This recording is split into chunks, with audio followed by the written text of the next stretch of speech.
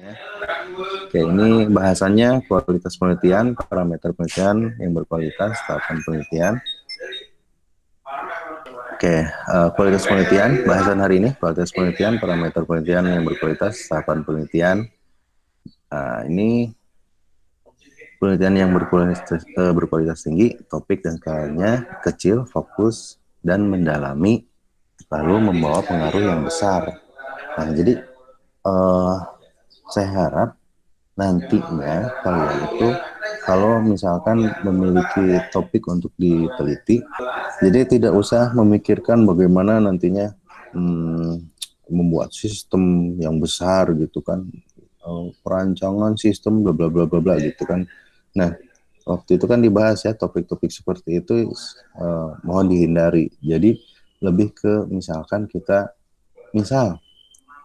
di area login aja yang kecilnya gitu ya, kalau dalam sistem gitu ya, misalkan minat kita ke security, minat kita security nih, supaya login itu aman gitu misalkan gitu ya, kepikirannya supaya login aman gimana nih caranya. Nah, kita itu kan modulnya cuma satu aja kan, yang kecilnya nggak satu area sistemnya semua gitu kan, hanya loginnya saja.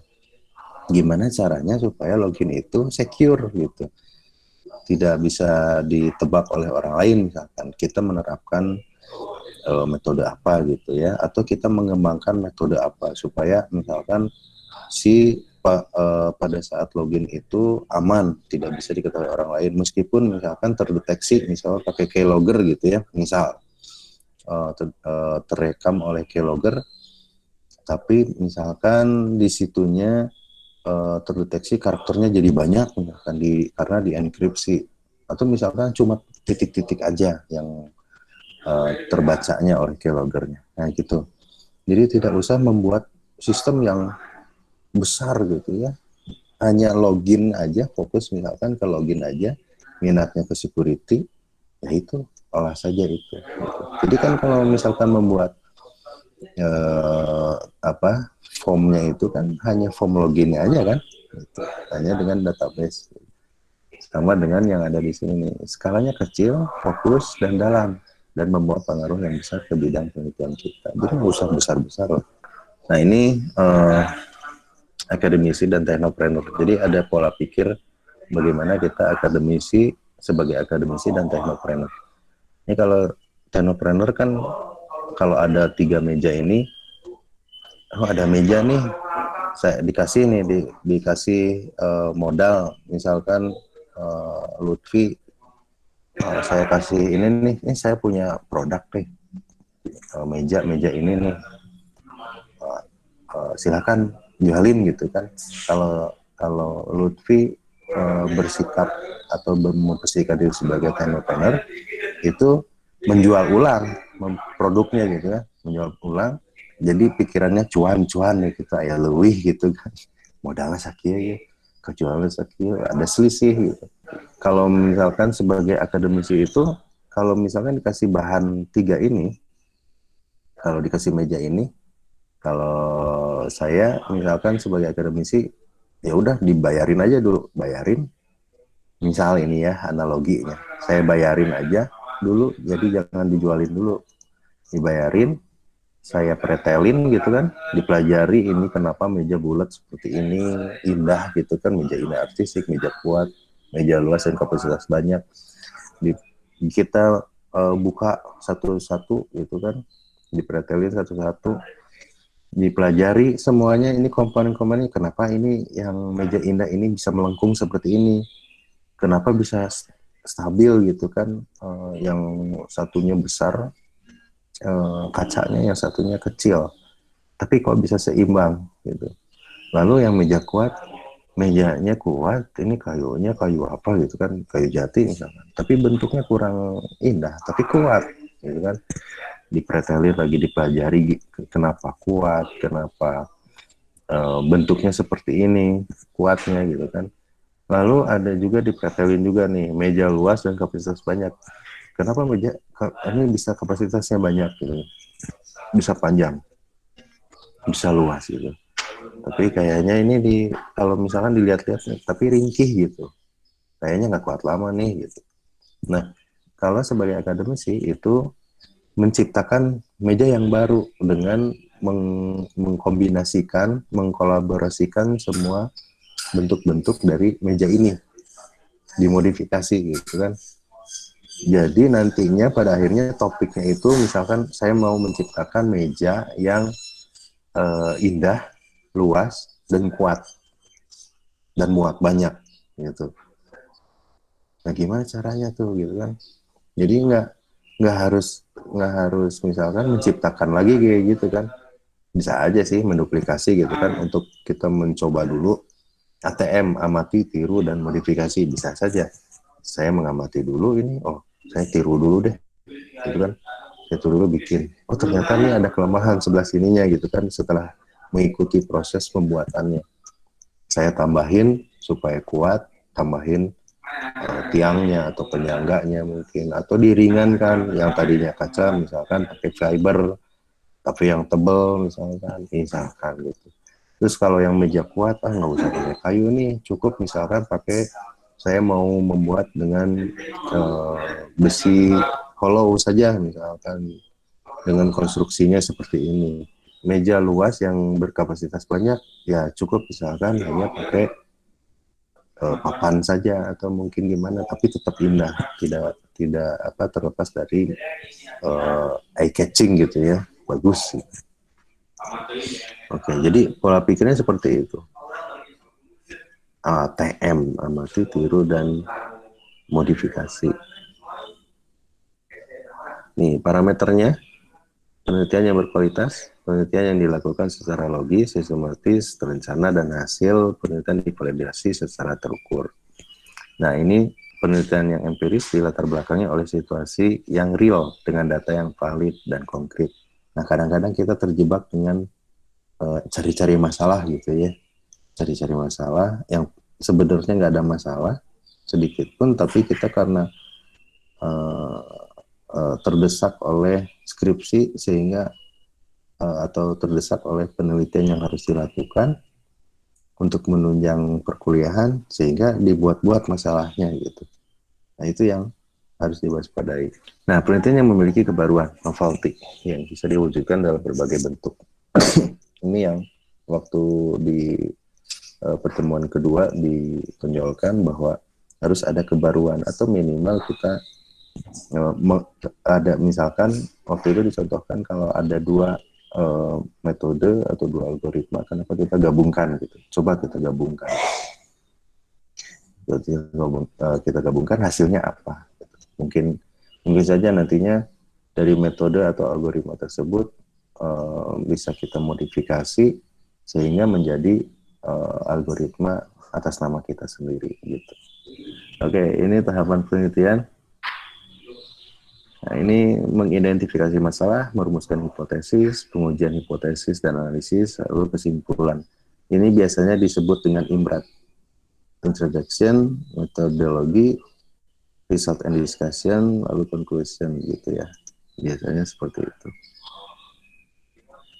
Nah, ini susunannya, identifikasi masalah, lalu perumusan hipotesis, biasanya di landasan teori gitu kan, atau ini kajian teoritis, teori-teorinya semuanya di situ, tapi tidak serta-merta di copy langsung gitu. Nah ini di bab 2, biasanya di bab 2 gitu ya, landasan teori ini atau kajian teoritis, itu tidak serta-merta misalnya kita dapat definisi-definisi dimasukin semua. Kalau secara dicek plagiarisme itu kalian bisa kena. Makanya kalau bisa nanti ke depannya membuat tinjauan teoritis atau kajian pustaka itu kalimat kalian saja, bukan mengutip gitu ya, bukan mengutip, tapi kita baca dulu definisi-definisi itu, lalu kalian rangkum situ. Jadi tidak akan kena nantinya di plagiarisme. Contoh misalkan payung adalah kita udah nemu nih menurut siapa, menurut si A, si B, si C gitu ya.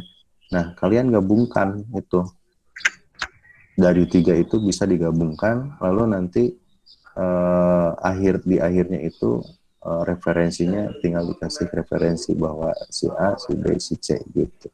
Tapi dengan kalimat kalian sendiri. Sami sareng ngarangkum lah gitu kalau dari sekolah-sekolah dulu gitu, SMP, SD gitu kan, ngerangkum, suka ada tugas ngerangkum gitu kan.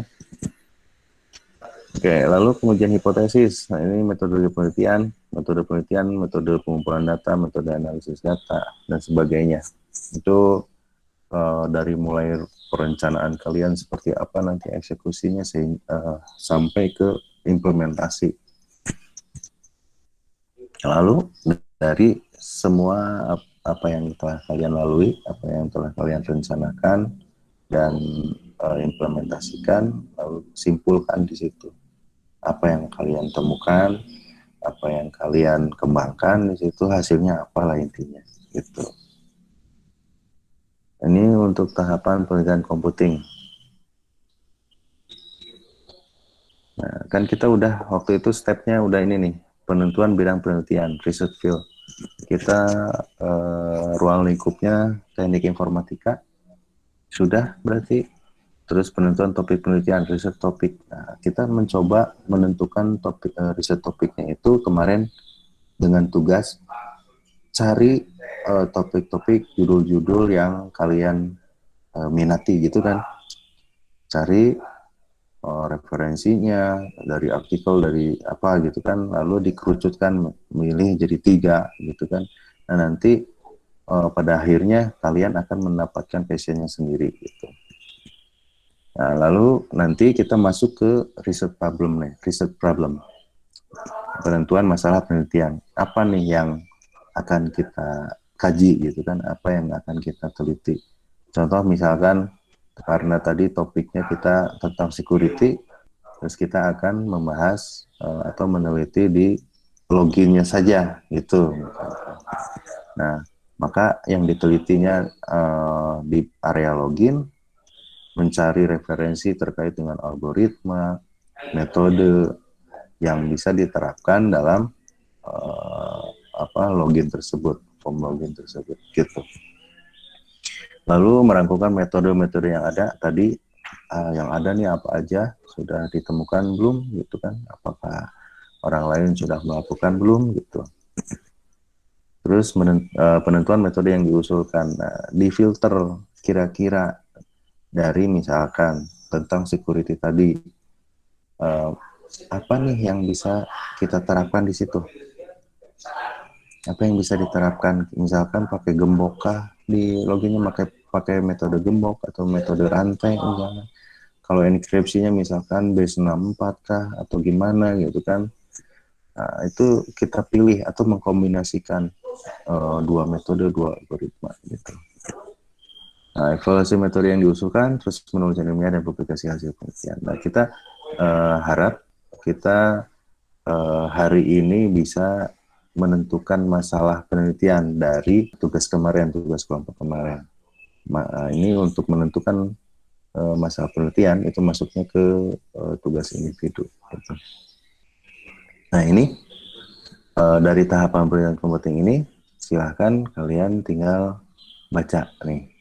Karena sepertinya mungkin ada yang sudah mendownload saja, udah gitu kan.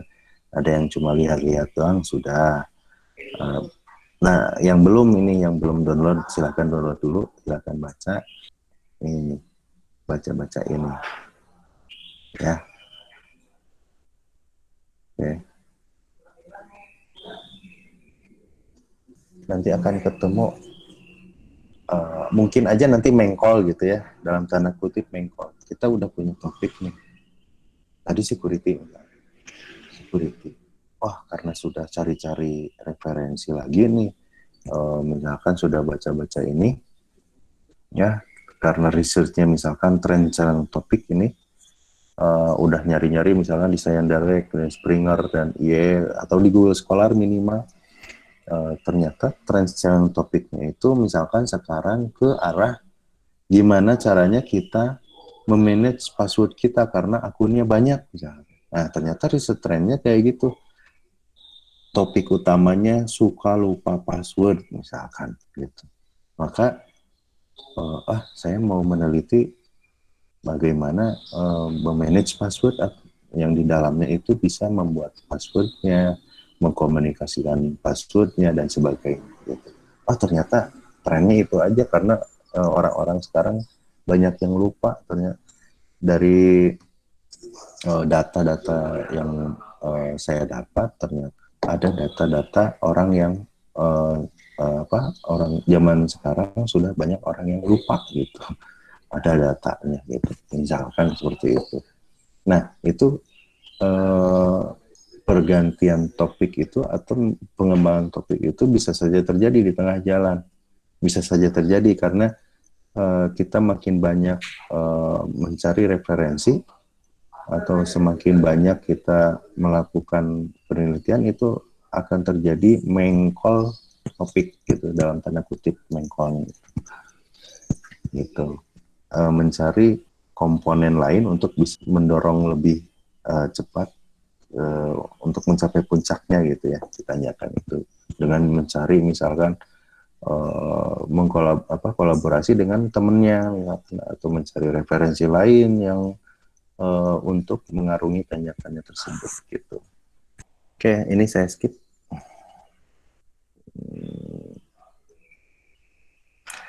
Ini contoh dari state of the art frameworks, misalkan software prediction gitu ya.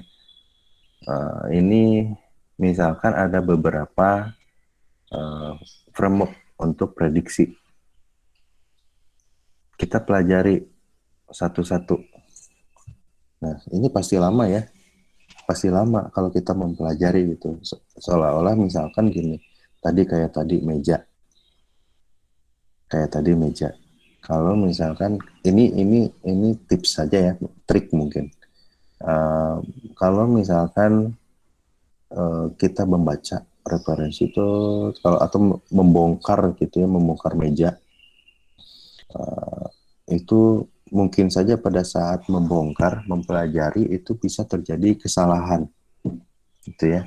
Misalkan kita tadi meja nih, kita bongkar. Bisa saja mejanya yang dibongkar itu kacanya pecah. Atau misalkan baut-bautnya atau mungkin kakinya seperti apa itu akan terjadi patah gitu. Nah, maka gini, untuk mencari referensinya, untuk membongkarnya bisa saja kalau untuk sekarang banyak di YouTube misalkan referensinya gimana cara membongkar meja gitu.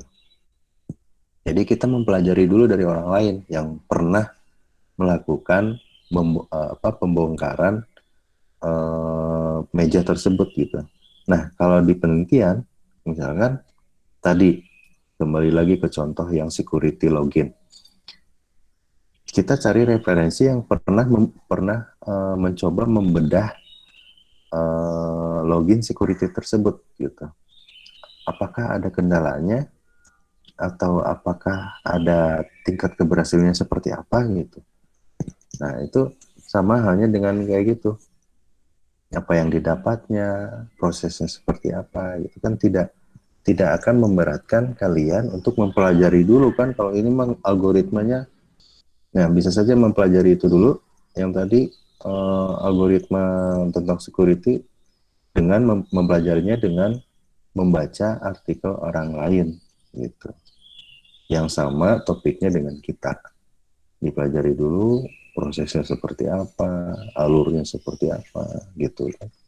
Jadi tidak capek itu. Gitu. Nah, ini kalau di sini dicontohkan kalau Mengis framework kita kelompokkan dulu frameworknya, datasetnya, data preprosesornya, filter selektornya, meta learning, classifier dan sebagainya. Kalau yang Mengis framework itu yang didapatkan adalah seperti ini hasilnya.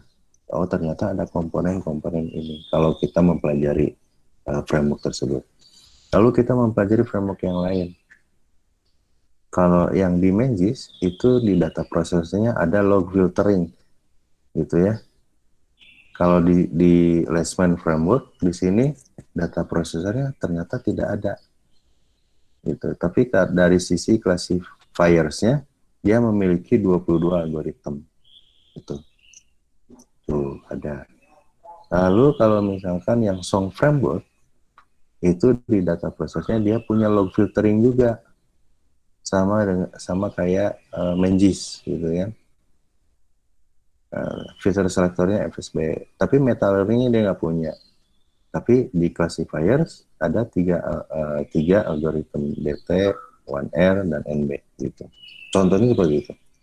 Jadi kalau nantinya kalian meneliti, kembali lagi contoh yang tadi login di security login, kita klasifikasikan dulu butuhnya apa saja komponen-komponennya itu.